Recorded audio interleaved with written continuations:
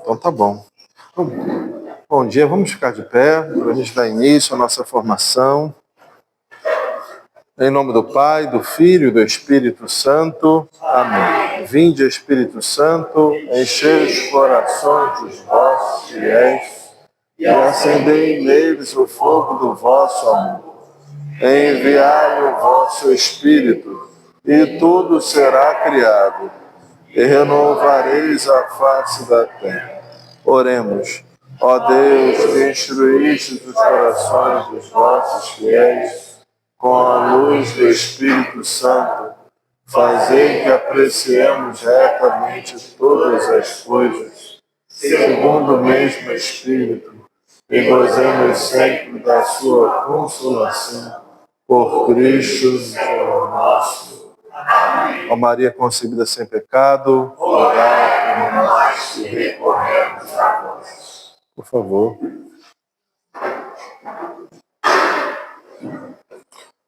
Então, esse último tema que nos foi proposto para o mês mariano, bom, primeiro, só para me apresentar, o padre já falou na missa, mas não sei se alguém veio depois, não veio à missa e chegou agora.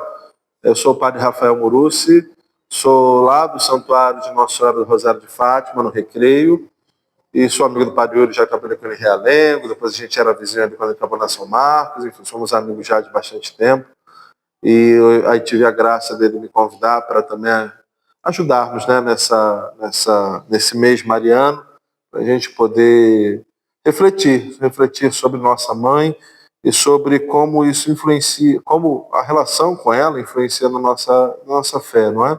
E hoje é justamente isso. Depois de falarmos dos dogmas e tudo mais, hoje nós vamos falar o tema da piedade popular e a devoção mariana. Primeiro a gente precisa entender um pouco esses temas para a gente poder entrar propriamente na questão da devoção mariana.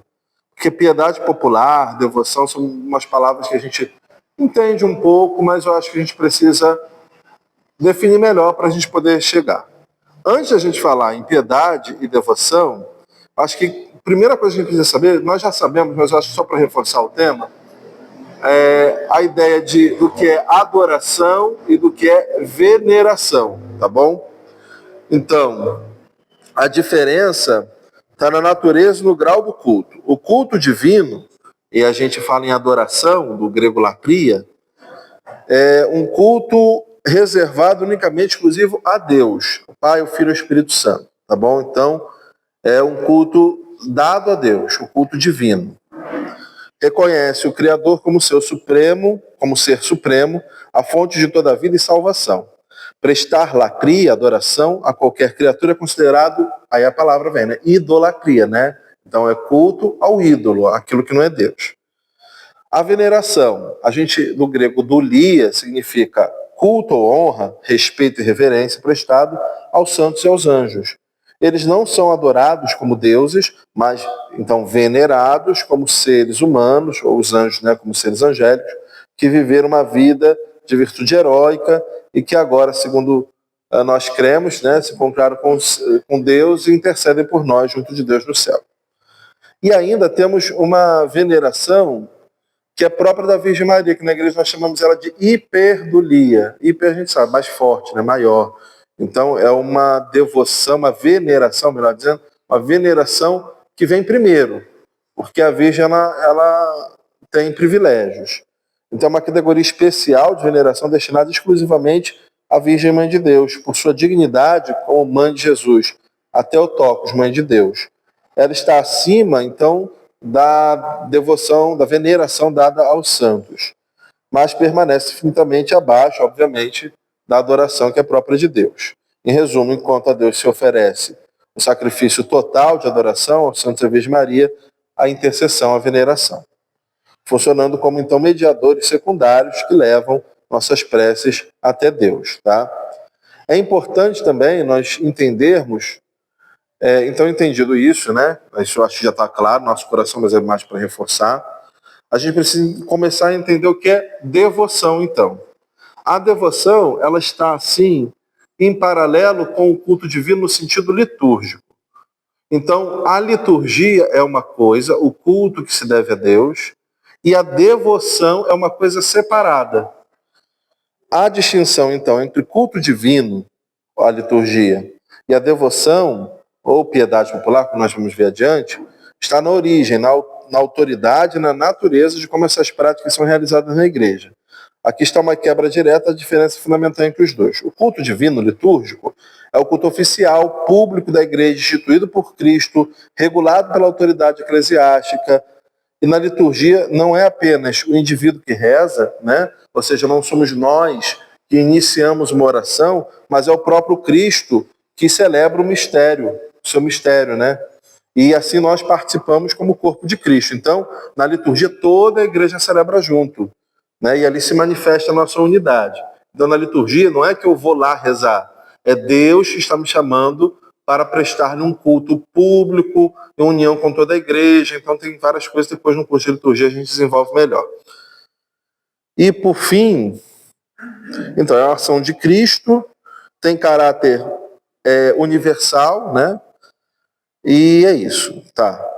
E a devoção, ela é expressão da fé espontânea e variadas que surgem ao longo da história, muitas vezes ligadas à cultura, à sensibilidade de cada povo ou revelações privadas.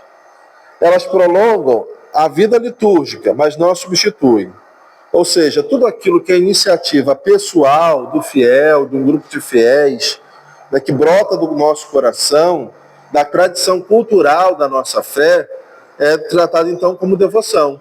Então está fora da liturgia, aquilo que nós fazemos para Deus. Não é Deus que realiza um culto e nós somos chamados a participar desse culto, mas é um outro tipo de culto, é um culto menor, é uma forma de oferecermos nosso coração, nossas orações, e aí a atitude pessoal, a atitude parte de nós, tá bom?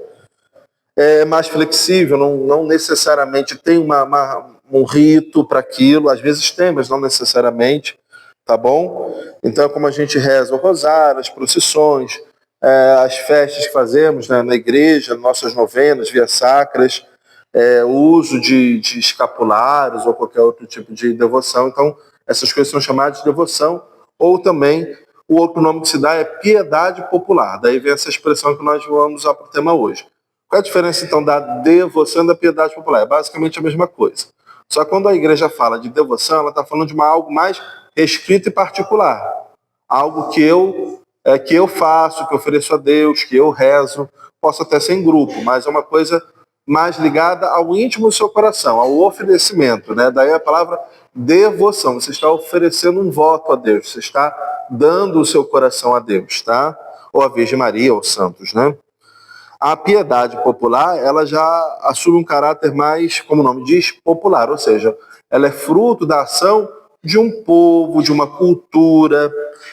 É assim, a piedade é um conceito mais amplo. Ela não está apenas numa oração isolada, mas na maneira como a fé católica se encarnou na cultura, na identidade de um povo, misturando elementos religiosos com a história, com a arte e com os costumes, né? Suas características, essencialmente comunitária, abraça a totalidade da vida social. Ela é descrita na igreja como um verdadeiro tesouro do povo de Deus.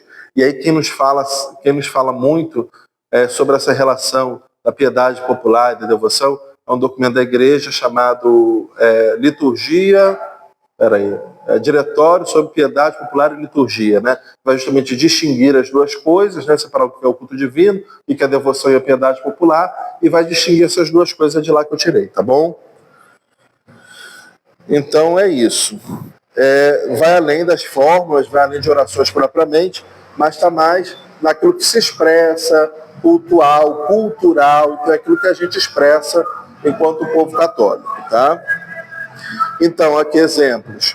As grandes procissões, como o Círio Nazaré, né? E as festas juninas, as encenações da Paixão de Cristo na Sexta-feira Santa, as romarias, peregrinações.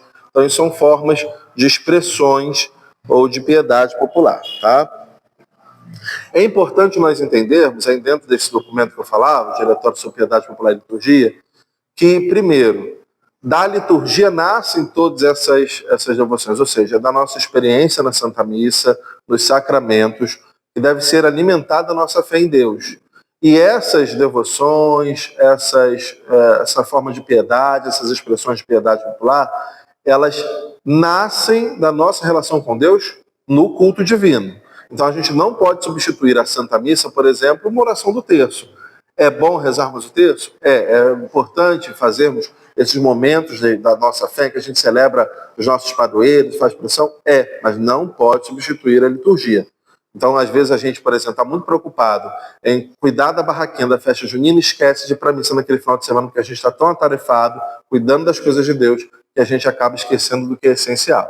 Então, é importante que toda devoção, toda expressão da piedade popular nos leve até o sacramento e nasça do sacramento. Então, a relação é essa.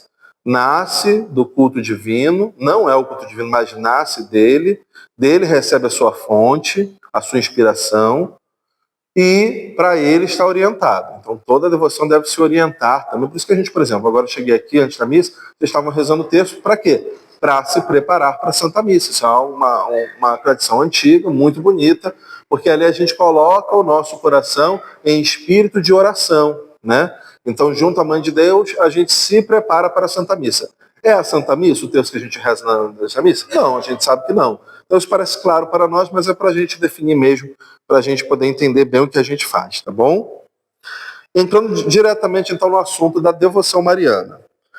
E aí a gente fala um pouquinho sobre a história dessa devoção. As origens histórica da devoção à Virgem Maria mostram relatos dos evangelhos com as primeiras evidências arqueológicas e literárias deixadas pelas comunidades cristãs primitivas, lá nos primeiros séculos.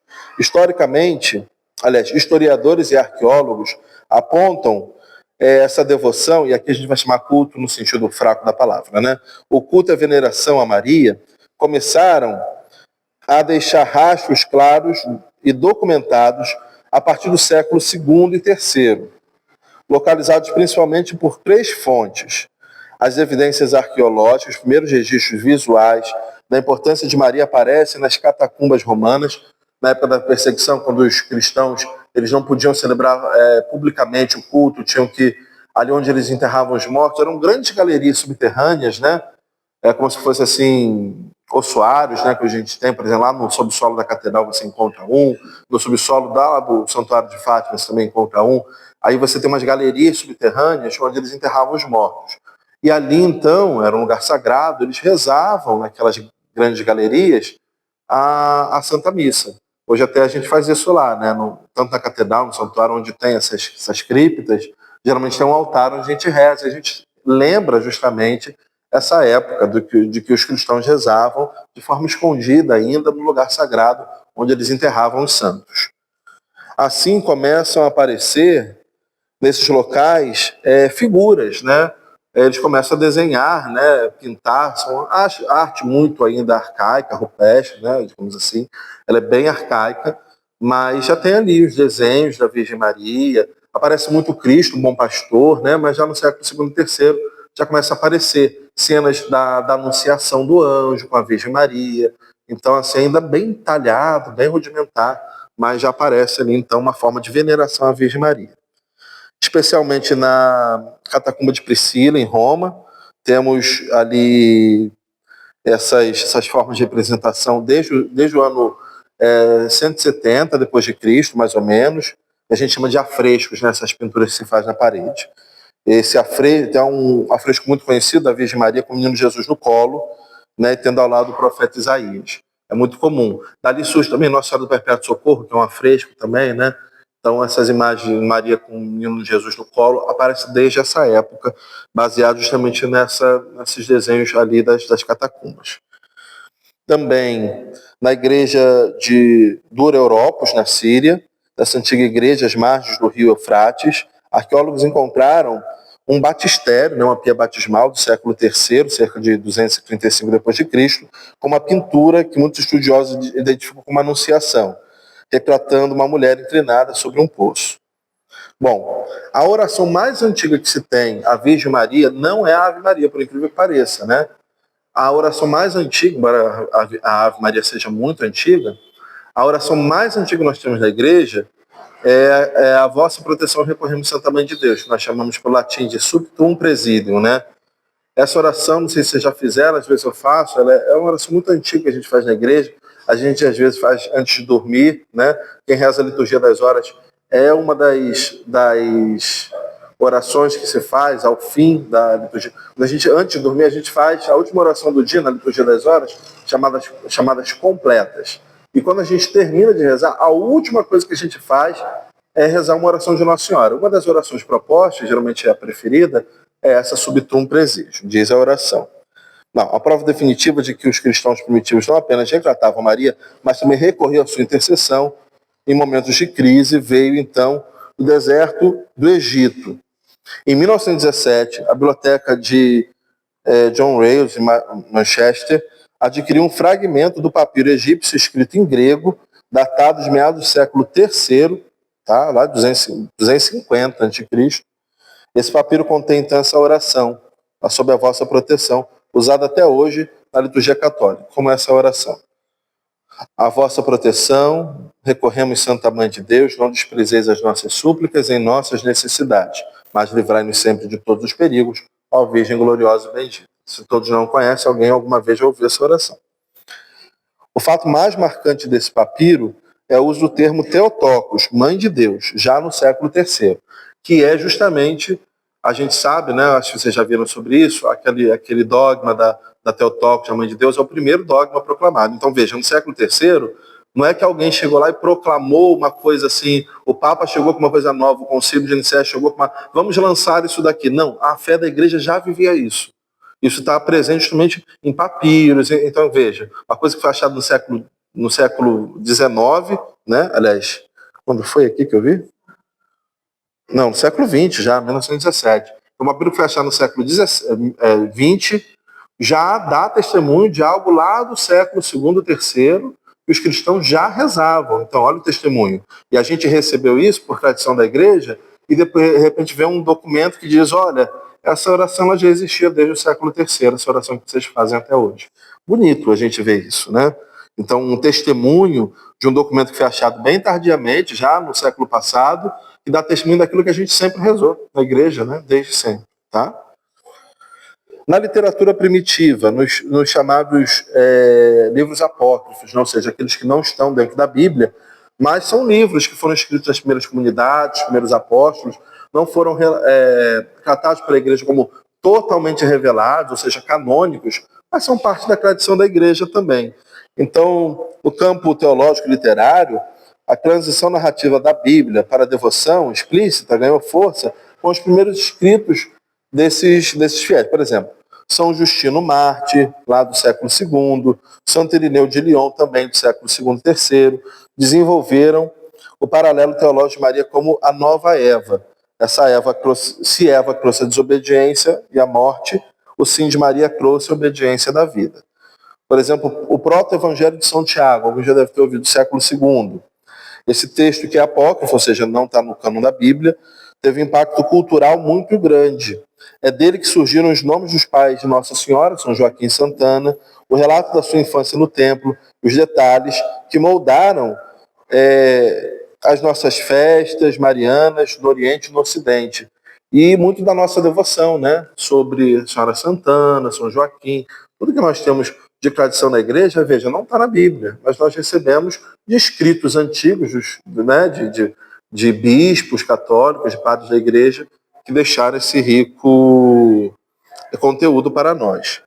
E, por fim, essa consolidação oficial da igreja, que se proclama, né, vem no Concílio de Éfeso, já no século V, e aí as primeiras proclamações sobre a devoção da Virgem Maria. Embora essa devoção já existisse, é no Concílio de Éfeso, no século V, que então vai surgir o dogma da Theotokos, como a gente já viu em outros sábados aqui, né? Da Mãe de Deus, para vencer aquela heresia de Nestório. Ok. E ali, a partir desse momento também, o Papa manda fazer uma basílica Nossa Senhora, a Santa Maria Maior, em Roma, né? Não sei se vocês sabem, essa basílica ela é dedicada a Nossa Senhora das Neves, né? Aliás, dali nasce essa devoção a Nossa Senhora das Neves, que parece que o Papa estava esperando justamente a resposta desse dogma, pediu à Virgem Maria um sinal para a resposta desse dogma. Eu não vou lembrar o Papa, não sei se era Justino, enfim. E ele pediu um sinal. E o sinal que Nossa Senhora deu foi no Monte Esquilino, em Roma, no meio do verão. Vocês façam ideia, o verão em Roma é perto do mar Mediterrâneo. Lá faz o verão como aqui, ou quase. No Rio de Janeiro é meio difícil, mas é quase. Então chega aos 30 graus, passa dos 30 graus. Tinha uma tradição antiga que o Papa Francisco quebrou, que o Papa não podia ficar no alto do verão, por exemplo, no dia de Nossa Senhora da Glória, que era o alto do verão, o Papa não pode ficar em Roma, senão ele até desfalecia de calor. Então ele ia lá para uma fazenda, para o Castel Gandolfo, né, que é a residência de folga do Papa. Hoje o Papa Leão vai lá todas as terças-feiras tirar a folga dele. Enfim, nas férias também em verão ele vai passar uns dias lá. E ali dizia então que no verão não se ficava, porque tanto calor. E no dia 5 de agosto, no meio do verão de Roma, começa a nevar no alto do Monte Esquilino. E ali, então, o Papa manda fazer uma basílica dedicada a Nossa Senhora. Ali está um ícone dedicado a Nossa Senhora, Salus Populi Romani, que é a padroeira de Roma. Então, dali nasce essa devoção à Nossa Senhora das Neves, por isso a gente celebra em alguns lugares a Nossa Senhora das Neves no dia 5 de agosto. Então, veja, as devoções vão nascendo a partir de um dogma, a partir de uma celebração litúrgica, veja, né? Ou ao contrário, às vezes a gente já tem aquela devoção e aí uma hora o Papa vai lá e institui uma nova solenidade ou festa mariana para marcar aquilo que já é a fé da igreja, a partir de uma devoção, de uma veneração à Virgem Maria, e de repente, então, tanto o povo faz que aquilo surge um dogma ou até mesmo uma festa litúrgica. Né? Então, veja, a relação aí da devoção com a liturgia é importante nós entendermos. Uma leva a outra, né? O rosário. O rosário, eu acho que é a devoção mariana por excelência, né? Todos nós conhecemos, e ele é antiquíssimo. A história do terço mariano, o rosário, ela é uma mistura fascinante da evolução histórica da tradição espiritual da igreja. Ao contrário do que muitos possam pensar, ela não nasceu pronta do dia para a noite, mas passou por um longo processo de amadurecimento na Europa medieval. O terço surge na Europa ocidental, principalmente nas regiões que compreendem a França, a Alemanha e a Irlanda, né, a Normandia, ao longo da história, ao longo da Idade Média, consolidando-se, sobretudo entre os séculos 12 e 15, então 1300 a 1600, por ali. Sua origem está ligada a uma necessidade prática dos fiéis mais simples. Naquela época, os monges rezavam a liturgia das horas, né, em latim, que incluía a recitação dos 150 salmos da Bíblia. Como a maioria do povo ainda não era alfabetizado, bom, era uma questão, né? O povo não era alfabetizado e não sabia o latim, a igreja incentivou uma alternativa. Ao invés dos 150 salmos, as pessoas rezavam ou 150 Pai Nossos ou 150 Ave Maria. Então o primórdio foi isso, entendeu? Para não se perderem na conta, os fiéis então usavam os cordões com nós ou pedinhas, né? Foi surgindo o terço, chamados então paternósteres, são as pedinhas. Com o tempo, essa prática foi se unindo à meditação sobre a vida de Jesus e de Maria, dando origem ao rosário, que continha então já as 150 Ave Marias.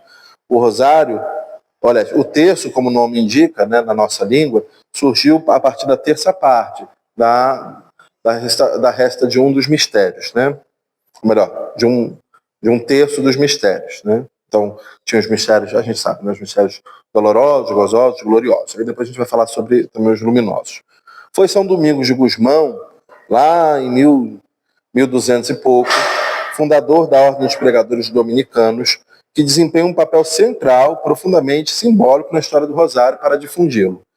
Então, no início do século XIII, 1400 e pouco, no sul da França, se enfrentava uma heresia chamada albigência, ou catarismo, que pregava ideias contrárias à doutrina católica. São Domingos tentava, então, convertê-los através da pregação, mas encontrava muita resistência. Segundo a tradição católica, fortemente difundida a partir do século XV, o santo se retirou para uma floresta perto de Toulouse, na França, para jejuar e rezar durante 3 dias.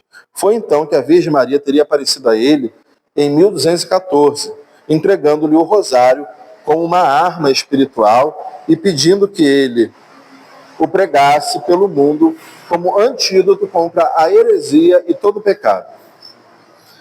Há também uma versão histórica sobre isso, né, do papel de São Domingos Gusmão.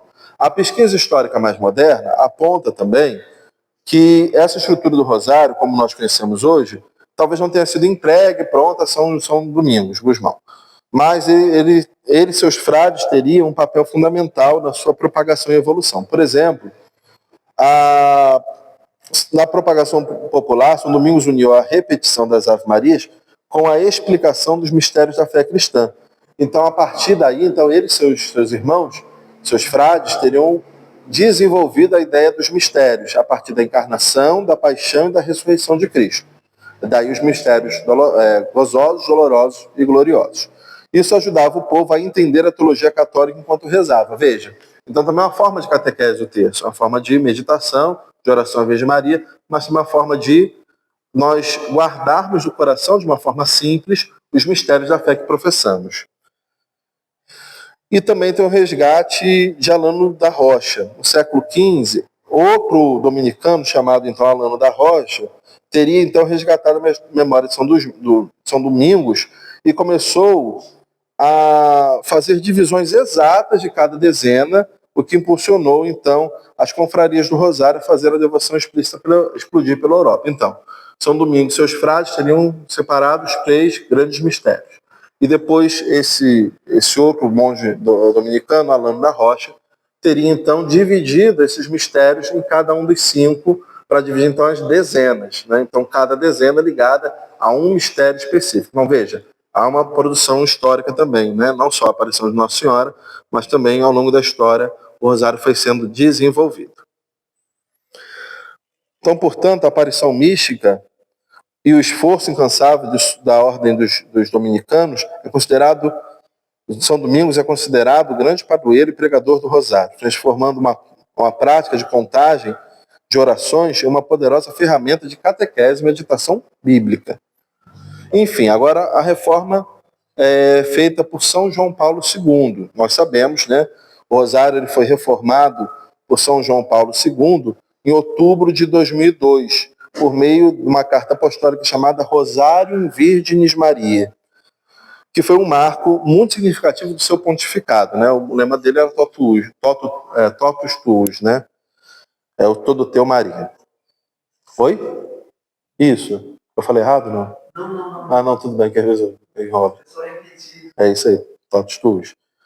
Ele não apenas defendeu a relevância da oração em um mundo muito concentrado, muito hiperconectado e em crise de fé, mas introduziu a maior alteração estrutural no rosário em séculos, a criação então dos mistérios luminosos, os mistérios da luz.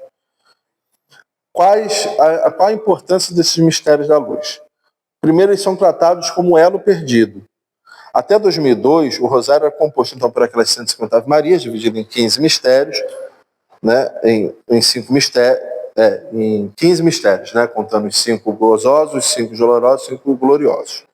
Essa estrutura nasceu então na Idade Média, como a gente viu, e tal. No entanto, São João Paulo II notou que havia uma coluna cronológica e teológica imensa. A oração passava diretamente, não passava, né? Então atravessava sem falar sobre a infância de Jesus, aliás, passava da infância de Jesus direto para a sua paixão. E não falava da vida pública de Jesus, do que Jesus fez. Então, o período em que ele pregou, realizou milagres e revelou o reino de Deus. Daí o Papa preenche essa lacuna dos mistérios luminosos, né? Para preencher o vazio, o Papa então institui os mistérios da luz, rezados então agora tradicionalmente às quintas-feiras, para se lembrar da instituição da Eucaristia. Assim são eles o batismo de Jesus, a revelação de Jesus nas bodas de Caná, o anúncio do reino de Deus, o convite à conversão, a transfiguração de Jesus, a instituição da Eucaristia. Com essa quinta edição, o Rosário passou a ter 200 Ave-Marias, né? 20 mistérios. E o Papa fala mais sobre isso. Não só ele reforma, mas ele dá alguns pontos que são importantes para nós entendermos sobre o Rosário. Ele começa a dizer que essa oração ela não é apenas mariana, mas ela tem que ser cristocêntrica. E ele pede que nós rezemos essa oração que possui a Ave Maria, Jesus no centro da oração, vocês já perceberam, né? Então, e as pessoas mais antigas costumavam, inclusive, na récita do texto, que é uma coisa importante, o texto ele não só ele é meditado, mas ele também é recitado. A gente pode rezar a gente pode rezar ele individualmente, em silêncio, mas quando a gente faz em público, sobretudo, a récita dele ajuda com a nossa voz, ao nosso espírito também. É como se fosse assim, uma oração. As pessoas podem falar mantra, essa palavra é muito feia, mas assim, vai colocando num ritmo a nossa oração e o nosso coração. Então, ter um ritmo para rezar a Ave Maria, ele é bonito. Então, por exemplo, os mais antigos rezam assim: Ave Maria, cheia de graça, o Senhor é convosco. Bendita sois vós entre as mulheres, e bendito é o fruto do vosso ventre, Jesus. Já viu? Às vezes as pessoas falam Jesus mais alto, né? Na hora da récita, né? É bonito fazer isso. Então, porque a gente marca bem o que a gente está rezando e coloca no centro da Ave Maria quem? Jesus, que é o centro realmente na nossa oração do terço. Então, o terço, ele não é apenas uma oração mariana, mas veja, a partir dos mistérios da própria vida de Jesus, mas também na própria récita, a gente tem que lembrar que tudo tem por centro, e a vida de Maria e tudo que Maria faz tem a ver com Jesus, tá bom? Então, ela é fundamentalmente cristocêntrica.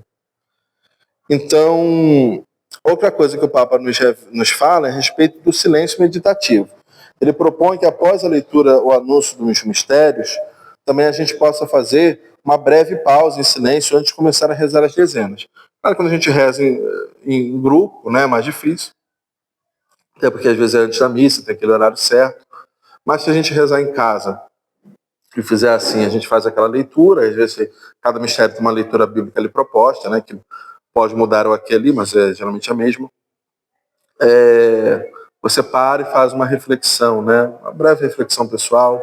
Lá no santuário, por exemplo, a gente reza o texto todos os dias, 2 vezes ao dia, e sempre, cada mistério, antes de a gente rezar as Ave Marias, a gente recebe um texto que vem lá de Portugal mesmo, do Santuário de Fátima de Portugal, em que a gente reflete sobre aquele texto. Então tem um pequeno texto, tem uma leitura bíblica, né, e depois um pequeno texto para a gente refletir à luz de Fátima, né, aquele mistério. Então é muito bonito. Então a gente pode fazer isso de várias formas, né? A gente parar e refletir um pouco antes de começar a dezena, né? A gente refletir também. O Papa assim sugere também para a nossa meditação pessoal. E é mais isso. As orações intensas. Sim. E o Papa também nos pede que a gente aproveite o texto como um meio de intercessão. E ele deixa 2 intercessões que são importantíssimas para nós. Rezar pela paz no mundo e pela cura das famílias, né? Então veja, lá no início do século XXI, o problema já era muito grande. Aliás, muito antes, né? Nós sabemos que Nossa Senhora sempre nos convida a rezar o rosário, né? Então, eu que venho do santuário de Fátima, né? Peraí.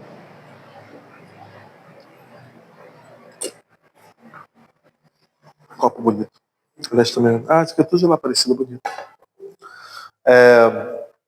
A gente justamente desenvolve, a partir das aparições, e aí eu vou deixar um pouquinho aqui e falar mais espontaneamente. A partir das aparições, essa devoção à Virgem Maria, que ela é muito importante. Nossa Senhora sempre nos pede para rezar pela paz, para rezar o terço.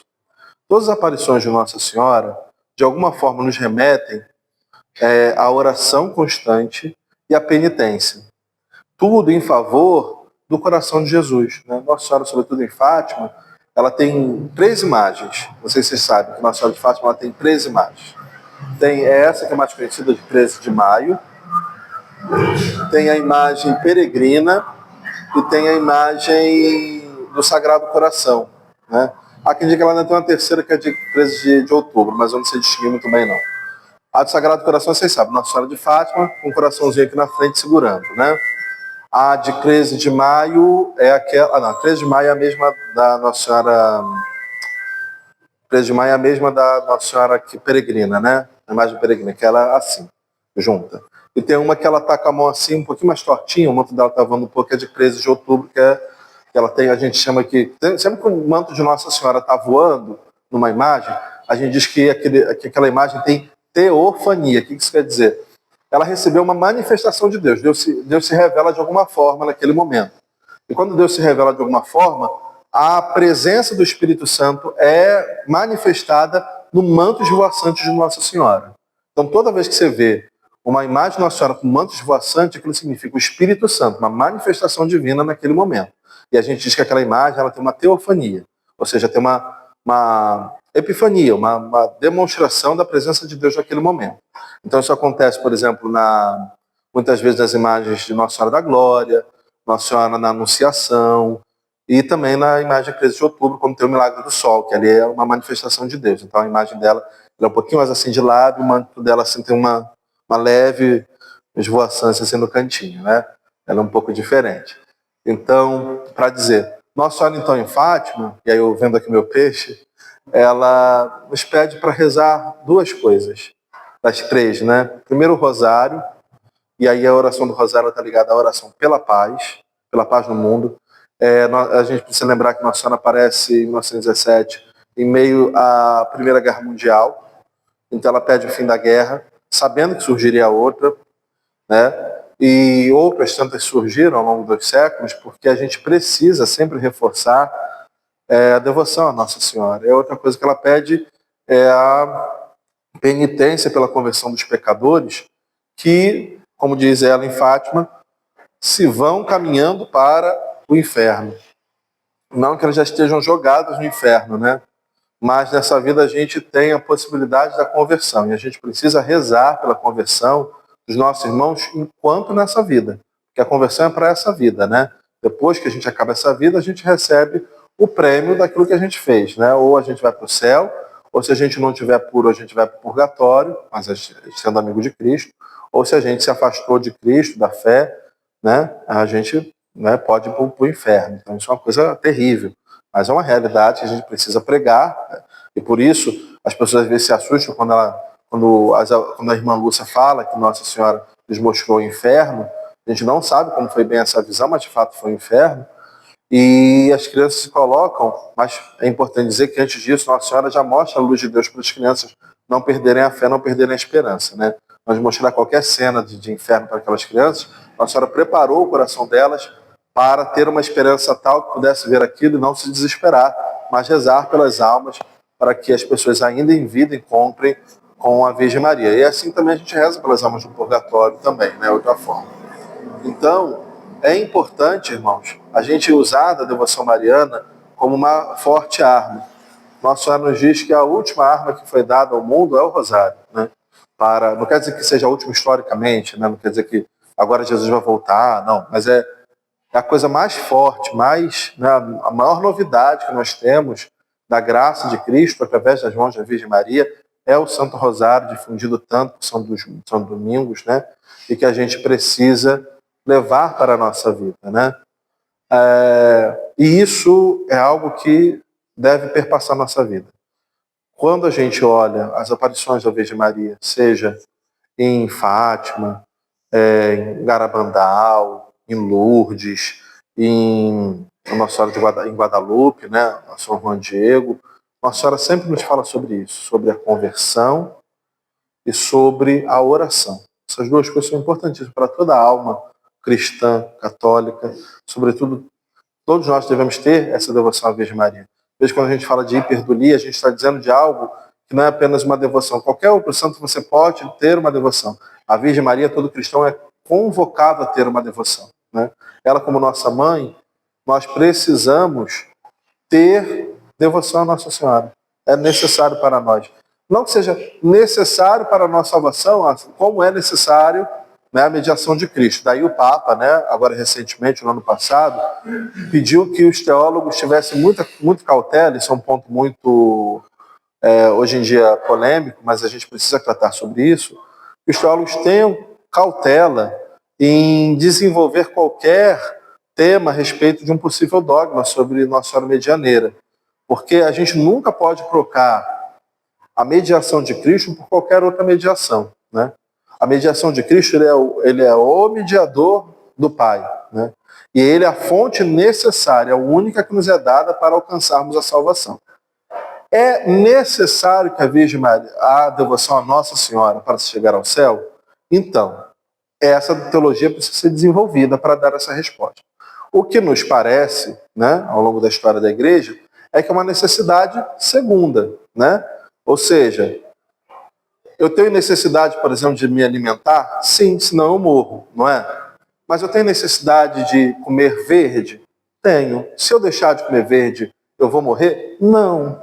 Mas não é melhor para a minha saúde que eu coma alimentos ricos em proteína, ricos em tais e quais nutrientes? Sim. Então, assim, é necessário Jesus Cristo, mas Nossa Senhora está ali do lado, né? Aí, em que medida Nossa Senhora intercede, em que medida essa graça é necessária ou não, a gente não tem essa resposta ainda. Se é que um dia Deus vai nos dar essa resposta. A gente precisa rezar sobre isso. Mas então, no meio disso, é importante nós cuidarmos com o modo como nós tratamos essa mediação de Maria, para, primeiro, nós não cairmos no erro de prescindir da mediação de Jesus, né? Não pode. Ou seja, não podemos achar que Nossa Senhora basta, porque ela sempre aponta para Jesus, então isso é importantíssimo. E ele é o verdadeiro mediador. Nós não podemos achar, então, que ela é corredentora no sentido de que, assim, do mesmo modo como Jesus nos salva, Nossa Senhora nos salva. Não, não é do mesmo modo, não é? Nosso Jesus nos salvou, ele morreu na cruz. Mas, de alguma forma, ela participa. De que modo, de que intensidade, aí nós não temos essa resposta, né? Se é mais ou menos, se é mais ou menos necessário, não nos cabe definir. Assim como, por exemplo, ao longo da história, muitos tentaram definir, né, em que medida a graça de Deus age em nós, em que parte é a nossa parte, o que é a parte de Deus, quantos por cento da graça, quantos por cento da nosso esforço pessoal ali para a nossa salvação. Não tem uma resposta para isso. Não é uma equação que você faz, para dizer tantos por cento aqui é Deus que está agindo, tantos por cento sou eu que estou fazendo. Não tem essa resposta. E ao longo da história, os papas disseram, não é para definir isso, porque isso não é uma coisa que se possa fazer uma continha. Então, o que o Papa está fazendo atualmente com relação à Nossa Senhora, nessa ideia de medianeira de todas as graças, é essa cautela. Peraí, não vamos definir uma coisa tão firme, porque pode causar escândalo quem está chegando na fé também, porque senão as pessoas vão achar que Nossa Senhora está assim como Jesus na nossa salvação, e não é verdade, nós sabemos. Mas é preciso isso dizer para as novas gerações também, que não aprendam um erro teológico, um erro de fé, né? Então, tudo isso faz parte da nossa fé. Eu queria terminar justamente com essa relação da Virgem Maria com a liturgia, que a gente já pincelou, mas que é extremamente importante para nós levarmos para a nossa vida. Então, a gente falava que aquilo que nasce do culto mariano pode se tornar liturgia, e aquilo que vem da liturgia pode se tornar... Desculpa, estou batendo toda hora. Pode se tornar também parte do culto aos santos e, sobretudo, à Virgem Maria. Nós temos algumas festas dentro do ano litúrgico que demonstram justamente essa ligação da liturgia com a devoção mariana. Então, veja, para o dogma da Mãe de Deus, qual é a festa que está ligada ao dogma da Theotokos, que é o primeiro dogma? Vamos agora fazer um exercício mental. Vocês já leram sobre, né, nós aprendemos aqui sobre o dogma da Mãe de Deus. Que dia que a gente celebra o dia da Mãe de Deus? Não, mãe da igreja, mãe da igreja. Mas Maria, Mãe de Deus, a Theotokos, é um dogma mariano. Oi? 1º de janeiro, Nossa Senhora Rainha da Paz, exatamente. Está lá no missal, Mãe de Deus. Então é o primeiro dogma. O segundo dogma é Sempre Virgem. Que dia que a gente celebra o dia da Sempre Virgem? Esse é mais difícil. 25 de março, dia da Anunciação, tá bom? Que ali quando ela concebe Jesus, também a gente diz que ela no Natal vai gerar Jesus virgem. A outra, essa também a gente sabe bem, Imaculada Conceição está claro, né? Que dia que é? 8 de dezembro. E o outro dogma agora já passou direto. Vai lá, Mãe de Deus, Sempre Virgem, Imaculada. Ah, tá. E qual é a outra? Assunção de Maria. Que dia? Eu já falei aqui. Já falei hoje. Que dia que é o dia da Assunção? Nossa Senhora da Glória. 15 de agosto, né? Que até aquele dia que o Papa sai de Roma porque está muito calor, né? Aqui pra gente é o pouquinho de frio que a gente tem. Naquele inverno que vem nos visitar ali em agosto, passa uma semana e depois Nossa Senhora da Glória ele vai embora, né? É assim, isso. Então, veja, também os dogmas marianos estão dentro da liturgia também. Então, veja, a relação... E além disso, né, tem outro, o nosso irmão falava ali, agora instituído recentemente pelo Papa Francisco, Santa Maria, Mãe da Igreja, né, depois de Pentecostes. Antes de Pentecostes, no sábado, Nossa Senhora Rainha dos Apóstolos. Depois de Nossa Senhora da Glória vem a coroação de Nossa Senhora uma semana depois, né? Aí vai 15 mais 7 é 22, né? 22 de agosto, não é? Nossa Senhora Rainha, então é a coroação de Nossa Senhora, que é um dos mistérios do terço. E daí por diante, né? A Natividade de Nossa Senhora, que nasce da festa litúrgica da Imaculada Conceição, do dogma da festa litúrgica, que é 8 de dezembro. Nossa Senhora é concebida sem pecado. Se ela é concebida, 9 meses depois ela nasce. Quando que é a Natividade de Nossa Senhora, o nascimento de Nossa Senhora? 7 de setembro, é isso. Não é 7 de setembro? Não, 7 de outubro, não é? Isso. Sou péssimo em fazer conta. 7 de outubro. Então, veja, tudo isso está relacionado a uma festa. A própria anunciação do anjo Nossa Senhora, né? São 9 meses antes do nascimento de Jesus. Veja, que até no ano litúrgico, as festas, as devoções, tudo isso, uma coisa está ligada à outra.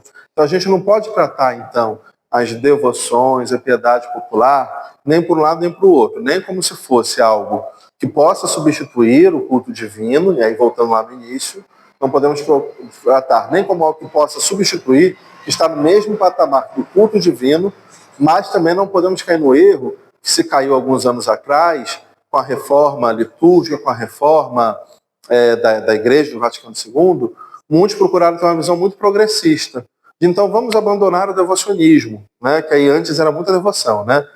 A partir do século XVI, as devoções aos santos, a Nossa Senhora se multiplicaram, né? As igrejas tinham dezenas de altares, né? Nas igrejas antigas, você foi ver, tem dezenas de altares, cada um para um santo diferente, uma devoção diferente. E aquelas devoções, elas se tornaram tão fortes que às vezes as pessoas, até dentro da missa, como a missa era em latim, elas não conseguiam participar ativamente, como a gente participa hoje, elas participavam passivamente como? Fazendo uma devoção. Rezando um santo, rezando um terço. Então, era a forma como... E aí, o que aconteceu? A participação ativa da liturgia foi caindo e foi ficando no lugar o quê? As devoções. Então, as pessoas só cumpriam um preceito dominical, rezavam aquela missa ali por obrigação, por pura devoção também. E aí, se tinha mais devoção do que realmente adoração a Deus. O Concílio Vaticano II tentou trazer de volta esse cristocentrismo. Então, vamos colocar o centro da vida na liturgia, na vida dos sacramentos. É dali a fonte, documento lá do Vaticano II, do Sacrosanto Concílio, que fala sobre a liturgia, fala, a fonte, o ápice da nossa vida cristã tem que ser os sacramentos, tem que ser a liturgia, o culto ao Deus verdadeiro. E dali, em consequência, vem as outras devoções. Mas também a liturgia não pode substituir, ou seja, ela pode, ela é essência, né? Ela é essencial, as outras coisas não são essenciais como a liturgia.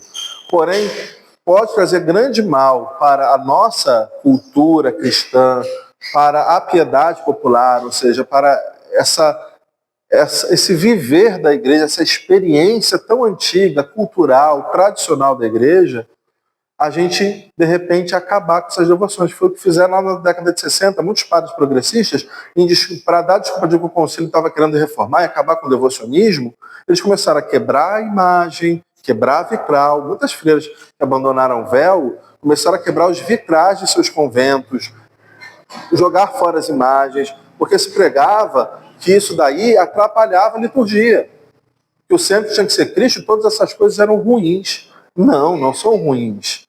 Né? Nossa igreja que tem os afrescos no teto, tão bonito, né? A imagem de Nossa Senhora, tudo isso deve ajudar a nossa relação com Deus e com os santos. Não pode substituir? Não. Mas também não pode ser jogado fora, porque isso é a rica tradição da igreja, não a tradição com T maiúsculo, dos dogmas e tudo mais que está no credo, que é aquele artigo de fé é obrigatório para a nossa fé. Mas também não deixa de ser, porque não é obrigatório, vamos jogar fora? Não, porque é a nossa forma de expressar a nossa fé. Os nossos irmãos protestantes podem até criticar, mas é a nossa forma de ser igreja. E essa é a nossa identidade. Por exemplo, ninguém vai discutir por aí, no meio da rua com o protestante, se o sacramento do batismo é assim ou assado, vai discutir temas teológicos altíssimos, mas todo protestante sabe que nós temos uma relação com Nossa Senhora que é diferente. Sabe distinguir uma igreja católica de uma igreja protestante por conta das imagens. Não é assim que a gente faz? A gente sabe que a gente está numa igreja católica quando a gente vê uma imagem de Nossa Senhora, quando a gente vê o sacrário, a Eucaristia, a Virgem Maria, elas são as expressões mais fortes da nossa fé, né? E aí, terminando também, até a Deus, além do culto divino, a liturgia, a gente também pode ter devoção. Pode ter devoção a Deus, padre? Pode ter devoção a Deus. O que a gente faz depois da missa, diante do sacrário? A gente não faz uma adoração? Aquela adoração particular que a gente faz, a gente tem que distinguir. Não é o culto divino, não é a celebração do sacramento. O sacramento já está ali. Mas a gente faz o quê? Uma devoção. A gente vai visitar Jesus depois da missa. Então veja, até a Deus a gente pode ter uma devoção, uma expressão da nossa fé. Quando a gente faz, por exemplo, uma procissão, como a gente vai fazer agora em Corpus Christi, procissão de Corpus Christi, a gente está levando Jesus às ruas. Aquilo é uma liturgia? Não, não é o sacrifício da missa que está sendo celebrado, mas é uma devoção que parte da própria Santa Missa, do mistério eucarístico, que a gente deve a Deus. Então veja, partiu do mistério da fé, partiu da missa, não é a missa, não é sacramento, não é liturgia, mas é uma expressão da nossa fé que nasce justamente do mistério da fé e do culto divino. Então, veja, uma coisa leva a outra. E a gente imagina se a gente agora vai dizer, não, vamos fazer mais procissão do Santíssimo, porque isso não é litúrgico. Não tem problema, a gente faz.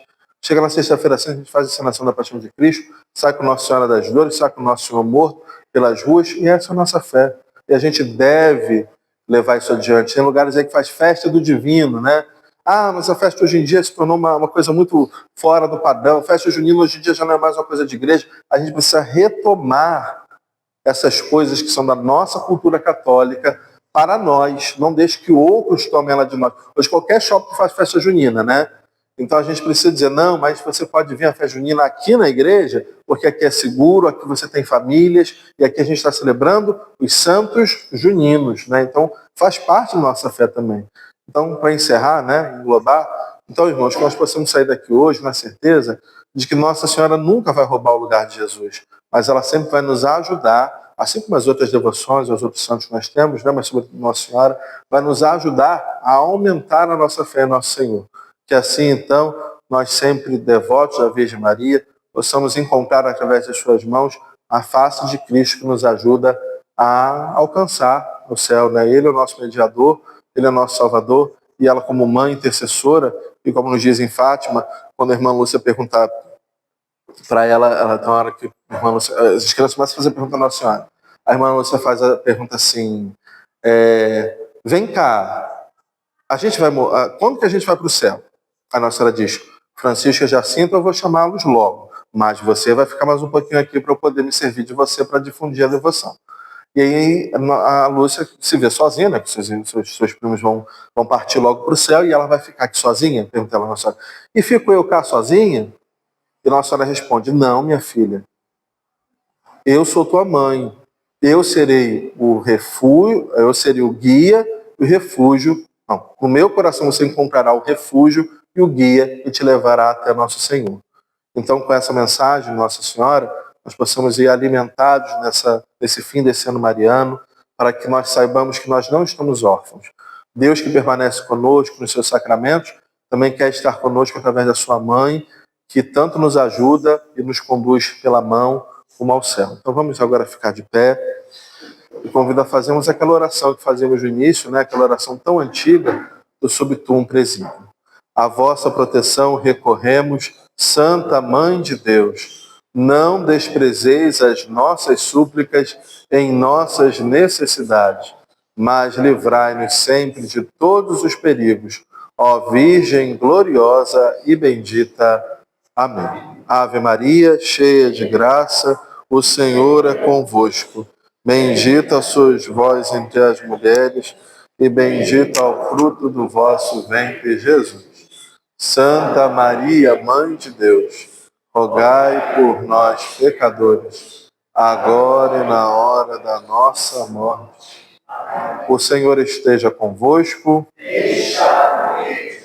E pela intercessão da bem-aventurada Virgem Maria, Mãe de Deus e nossa Mãe, abençoe-vos o Deus Todo-Poderoso, Pai, Filho e Espírito Santo. Amém. De paz, o Senhor vos acompanhe. Bendigamos ao Senhor. Graças a Deus. Bom dia a todos, gente. Obrigado.